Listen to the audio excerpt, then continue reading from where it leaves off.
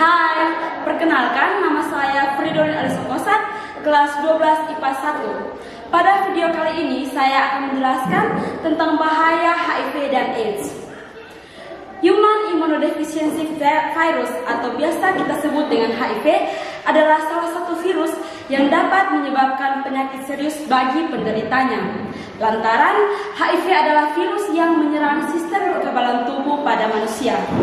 Lebih tepatnya, Human Immunodeficiency Virus atau HIV menyerang salah satu sel dalam sel darah putih, yakni sel T atau CD4, di mana sel ini memiliki peran penting untuk menjaga imunitas tubuh serta memerangi infeksi yang masuk ke dalam tubuh. Apabila tidak menjalani pengobatan, maka infeksi HIV akan berkembang hingga stadium akhir. Stadium akhir dari HIV adalah AIDS. AIDS atau Acute Immunodeficiency Syndrome merupakan kondisi ketika tubuh tidak mampu lagi untuk melawan virus yang masuk ke dalam tubuh. Maka dari itu, penderita HIV dan AIDS rentan untuk terkena penyakit tertentu seperti tuberkulosis, infeksi saluran pernapasan akut, serta berbagai jenis kanker lainnya. Penularan HIV dan AIDS. HIV adalah virus yang dapat menyebabkan AIDS. Di samping itu, ada beberapa faktor yang memicu terjadinya HIV. Yang pertama, bergonta-ganti pasangan saat melakukan hubungan seksual dan tidak menggunakan alat kontrasepsi. Yang kedua, menggunakan jarum suntik yang sudah digunakan oleh orang lain. Yang ketiga, transfusi darah dengan alat yang tidak steril. Penularan HIV sejatinya terjadi karena kontak dengan cairan tubuh penderitanya. Kontak cairan tubuh yang dimaksud yaitu darah, sperma, cairan vagina, cairan anus, serta ASI.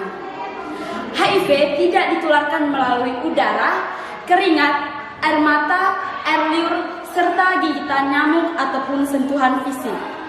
Gejala HIV dan AIDS. Penyakit HIV dan AIDS terjadi karena beberapa gejala yang terbagi menjadi beberapa tahap. Tahap yang pertama, ketika HIV baru menjangkit tubuh penderita. Umumnya pada tahap ini, virus yang muncul belum pada tahun-tahun awal. Gejala-gejala yang muncul pada tahap ini yaitu yang pertama, mudah terserang flu, yang kedua, demam, yang ketiga, sakit tenggorokan, yang keempat, munculnya ruam, dan yang kelima, nyeri otot. Memasuki tahap kedua, pada gejala yang muncul masih serupa dengan tahap pertama. Pada tahap kedua ini biasanya berlangsung sekitar kurang lebih dari 10 tahun. Apabila tidak menjalani pengobatan, maka virus mulai menyebar dan semakin merusak sistem kekebalan tubuh. Penderita HIV pada tahap ini juga sudah bisa menularkan virus kepada orang lain. Tahap ketiga. Pada tahap ketiga ini, infeksi HIV sudah semakin parah dan memasuki kondisi AIDS. Gejala pada tahap ini yang pertama, demam berkepanjangan yang biasanya terjadi kurang lebih dari 10 hari. Yang kedua, tubuh terasa lemas dan tidak berdaya. Tahap ketiga. Pada tahap ini, infeksi HIV sudah semakin parah dan memasuki kondisi AIDS. Gejala-gejala pada tahap ini yang pertama, demam yang berkepanjangan bahkan lebih dari 10 hari. Yang kedua, tubuh terasa lemas dan tidak berdaya. Yang ketiga, kesulitan untuk bernapas. Yang keempat, mengalami gangguan diare kronis yang terjadi dalam kurun waktu yang lama. Yang kelima, mudah untuk terserang infeksi jamur pada mulut, tenggorokan, dan alat kelamin. Yang keenam, berat badan turun drastis karena kehilangan nafsu makan. Demikian ulasan sekitar HIV dan AIDS yang perlu kita semua ketahui. Kesimpulannya, HIV adalah virus yang dapat menular melalui cairan tubuh penderitanya.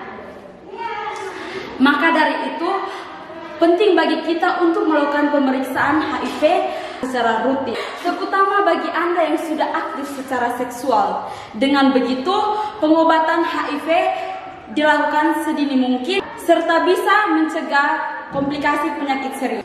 Demikian video singkat saya mengenai bahaya HIV dan AIDS. Terima kasih. Selamat siang.